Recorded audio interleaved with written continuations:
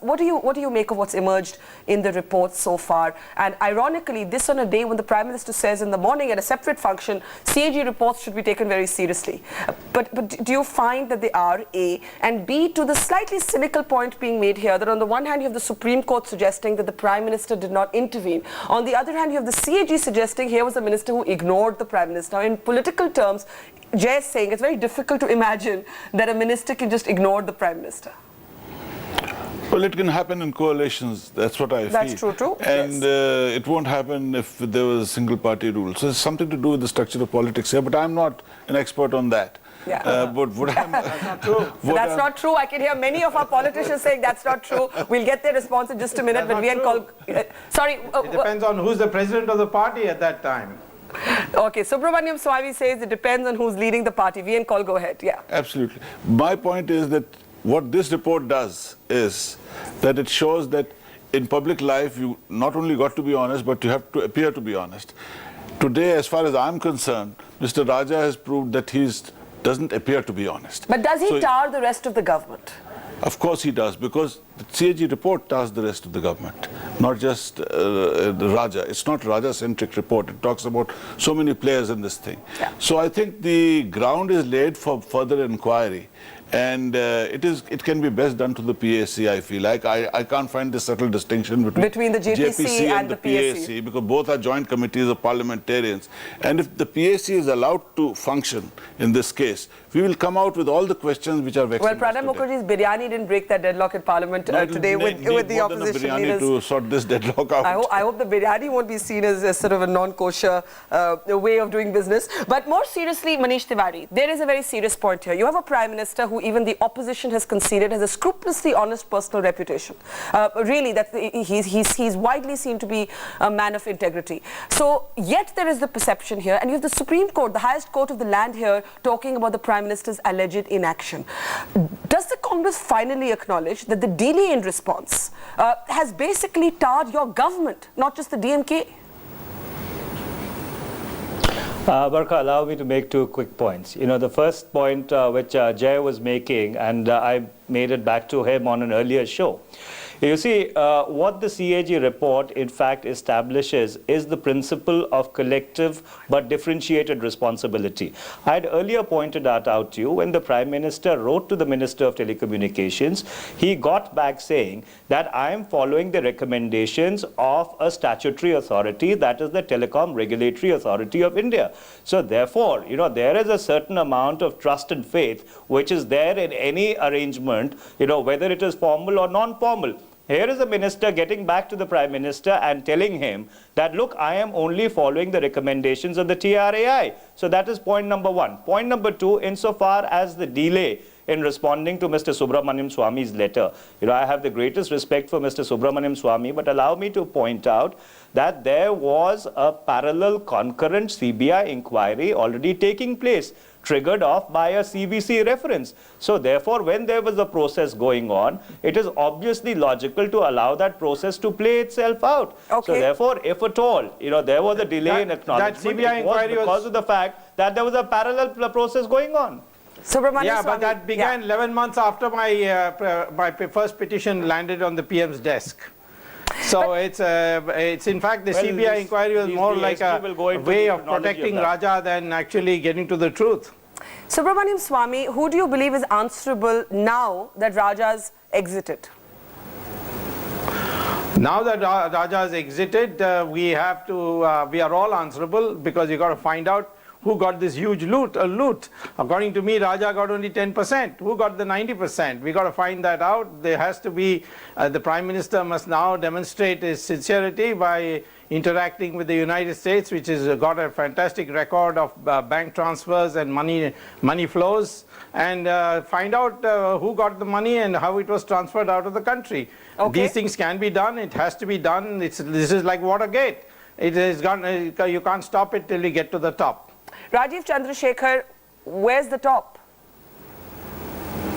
No, you know, Barkha, my pay scale doesn't let me go all the way there in terms of discussion. So I'll stick to what I believe is really the problem. There is an institutional collapse. the institutions like the TRAI and the Department of Telecom, which are supposed to protect the sector from political discretion and largesse, as is the case with all politicians, have essentially failed. And we must get to asking specific questions on what the TRAI was doing when ministers were running amok. I mean, why did they not red flag this? Why did they not say something? And going back to what Manish said, if the response from the minister was a bland, the TRAI has recommended that we give licenses away in 2008 at 2001 prices, somebody in the government should have said, excuse me, what's wrong with the TRAI? Exactly. And why wasn't the government saying all of these things? Jay, you want to add to that before I go to Rahul Bajaj? Yeah. I just wanted to add to what Manish was saying, that there's a certain degree of trust and faith between the Prime Minister's office and a ministry which claims that it is following the norms by the regulator. Yeah. That's a bit naive. And the fact is that this is a train wreck that didn't happen overnight. This is a train wreck that took 2 years to happen in slow motion. And all of this was being reported from time to time by the media. So that kind of faith is endearing, but I'm afraid that's not realpolitik. And it's an interesting metaphor because Manish, it sounds like you guys were standing there and waiting. He says a train wreck unfolding in slow motion, and that old Americanism that if it ain't broken, don't bother fixing it. Basically, there was the calculation that this would go away, and it didn't. Barkha, may I only again point out to the TRAI, to the CAG report to substantiate the charge of naivety which is being leveled on me, or rather to repudiate the charge of naivety which is being leveled at me. Naivety is a pretty benign charge. Itself, at least she's not saying corrupt. He's saying naive. It's pretty benign. The CAG report itself points out that the TRAI chairperson recommended to the telecom secretary that new licenses should be given at the price discovered for the fourth cellular. It's another matter that they go on to say that this is not the right thing for the TRAI chairperson to do. But the fact remains that the TRAI chairperson made that recommendation. The same CAG report also points out that the TRAI in its recommendation said that there should not be a different price for the 2G spectrum licenses for the new licensees because it would unlevel the playing field. Yeah. So therefore, there were categorical recommendations being made by the TRAI. And I think what Rajiv Chandrasekhar is saying is more relevant. There is a time and a point in time when you need to actually question your regulatory authorities also. We consider them to be holy cows. There is a need to subject them to an audit process also, whether they are discharging the responsibility for which they have been created. And that is what Parliament is for. All right, we will get both Rajiv and VN called to respond to that, but we're again when we talk about the institutionalized corruption that Rajiv alluded to, it again comes down to the proximity between wealth and political power in this country. Rahul Bajaj joining us now. Rahul Bajaj, the CAG report says that 5 companies that were given licenses were done so on the basis of irregular considerations, nepotism, implied corruption. As a business person, how disturbed are you? What does this say about corporate India tonight? The last few months I've been hearing what's happening, and obviously it's disturbed the whole nation and it's disturbed everybody to the extent that for obvious reasons, in spite of tremendous resistance, the leader of the DMK, Karunanidhi ji, had to advise, as I understand from the media and from the statements of Mr. Raja himself, to ask him to request him to resign. And he did so by going to the Prime Minister, and the resignation has been accepted. So obviously it's a very serious matter.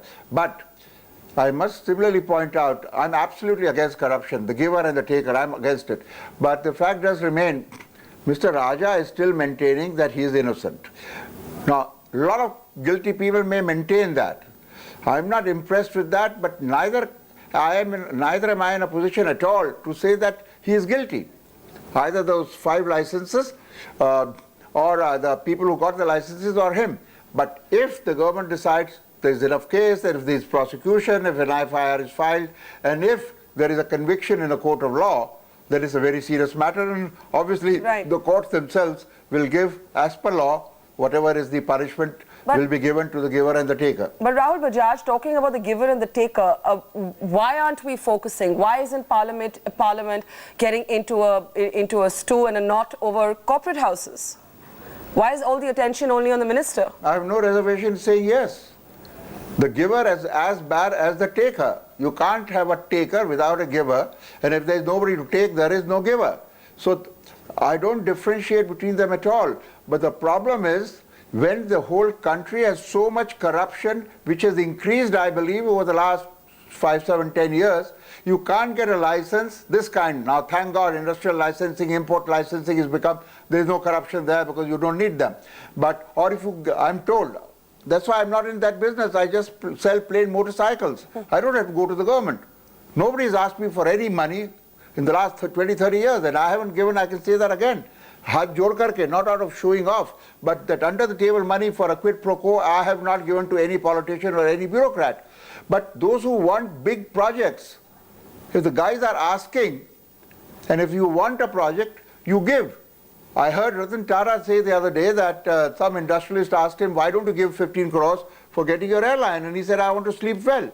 And I said on one channel yesterday that kudos to Ratan Tata, my friend Ratan Tata, kudos to him. So anybody who's given money is wrong. But this is a system. And I think if the political parties are going to continue to collect black money for funding elections, if a solution to that, whether state funding, etc., etc., etc., I have no time for that. If a solution is not found, I think corruption, this evil, the cancer of corruption, unfortunately, the country will continue to have, and this will affect our growth, this will affect our moral fiber. It will be a great shame for the youth which is coming up. It's just a shame. It's the worst thing that we are facing today. You're pretty much suggesting that for a certain kind of business that needs licenses and government clearances, it isn't possible without putting something on the table or under the table. Jay? I agree with Mr. Rahul Bajaj that today there are large parts of the Indian economy where you do not need to give bribes. And that's great. But the large parts where you still need to give bribes needs to be swept clean. And that's not happening. We have a lot of archaic laws in place which protect bureaucrats, it protects politicians from being prosecuted until and unless a series of clearances have been given. I think we need to change that regime. I think we need to have systems of independent prosecutors, independent investigators that do not need clearances to start investigating officers. Do not need political go-ahead from the government in power. We should have an independent investigative authority that does not need either the Prime Minister or any other clearances to investigate a minister or a bureaucrat. So how independent is the CAG able to be? The CAG is quite independent, thank God, because of the Constitution, not because of the people who are the controllers and auditor generals. I hope present companies excluded. You're excluding yourself, I think. No, I said no, we are independent, yes, because the Constitution is structured in such a way that it requires you to be independent. But do you find that your reports are often not acted on? No, that's another matter. Yeah. But the point is, no one stops you making a report and say what you feel like. That is where independence comes in. You can go and investigate to the extent that you want and write what you want. No one comes in the way. In my 6 years as CAG, I never had one instance of any political pressure coming directly. It's just not done. They don't think it's important enough to pressurize the CAG to get a perverse recommendation. So I think the CAG is quite independent, and therefore he has to be very careful, as the Prime Minister said this morning, to be very careful and balanced so that you don't go overboard. And you don't seem like a vendetta machine ever. No, that is too much of an extreme, but just don't go overboard, even in your assessment of problems. By and large, therefore, CAG remains a fact-finding machine. So you'll find most of the reports you cannot disagree with because they are based on facts. But there's one peculiar thing over here, just a small point, that when we talk of presumptive loss, we are talking about policy-based loss. Yeah. It's not, you know, people have jumped from presumptive loss to transactions as if 1,75,000 crores has been passed on by some person to another person. It's not that. The presumptive loss is what you have lost because of bad policy. And therefore, the amount of corruption involved here may be a much smaller figure than the presumptive loss.